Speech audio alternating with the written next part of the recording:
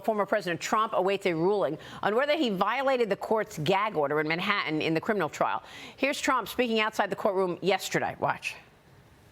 The case is a sham and it shouldn't need to be tried. We have a gag order, which to me is totally unconstitutional. I'm not allowed to talk, but people are allowed to talk about me. They can say whatever they want. They can lie, but I'm not allowed to say anything. So we're locked up in a courtroom, and this guy's out there campaigning. If you call it a campaign, every time he opens his mouth, he gets himself into trouble. Joining me now is the Washington Examiner's chief political correspondent, Fox News contributor, Byron York. Byron, it's great to see you this morning. Thanks so much for being here. Good morning, Maria. Isn't it true you've got, Joe Biden going to all the swing states, attacking Trump, attacking MAGA Republicans, talking about abortion, doing whatever he wants to do during an election year. Then you've got Donald Trump in a courtroom, in a trial, with charges people are skeptical of, and on top of all of that, he's got this gag order. He can't say a word, and it's an election year. There are parts about this gag order that just don't make sense. When the prosecutors recently went to the judge and said, Donald Trump has committed 7 new violations of the gag order, you've got to do something. Some of the examples they listed were Trump posting articles on Truth Social about Michael Cohen. Articles that talked about how Cohen had pleaded guilty to tax fraud and bank fraud and other crimes. And this was supposedly a violation of the gag order. Now, you have to remember, if you're a watcher of MSNBC, you see Michael Cohen quite a bit. He's on television a lot. He has podcasts. He's written books. He wrote a book called Revenge about Trump. And Michael Cohen is beating on Trump every single day on his X feed, everywhere else.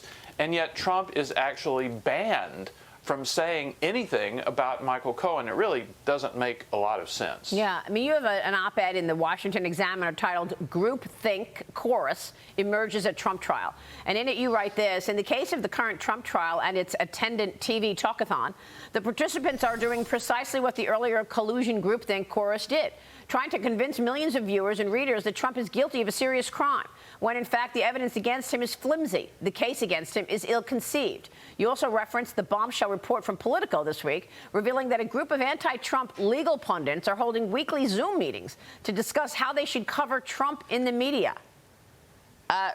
Jeffrey Toobin, part of that group as well on Zoom.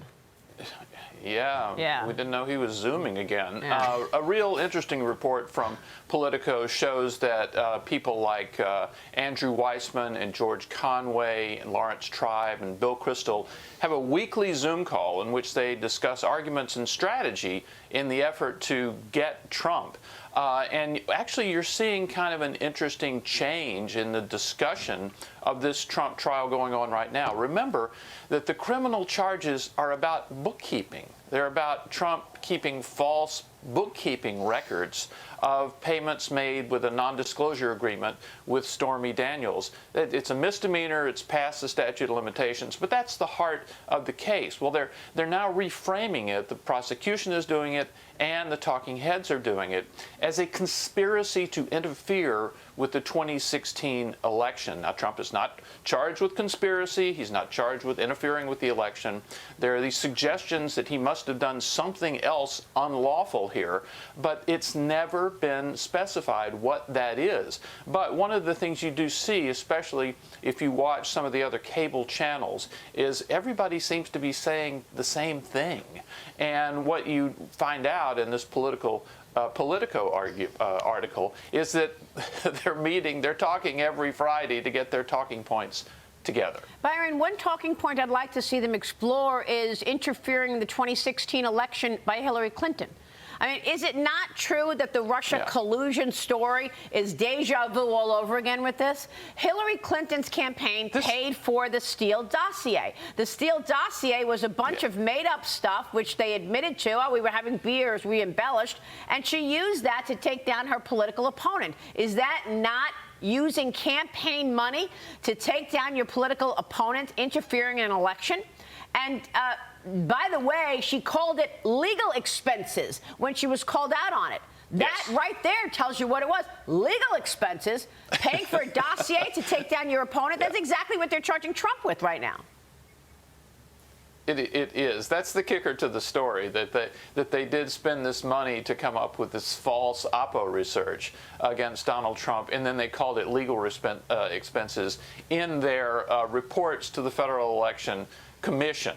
So you're seeing a case in which Hillary Clinton had to pay a fine for doing this, and Donald Trump is somehow charged with 34 felonies. Unbelievable. Byron, thank you for weighing in on all of this. Great to see you. We appreciate your time.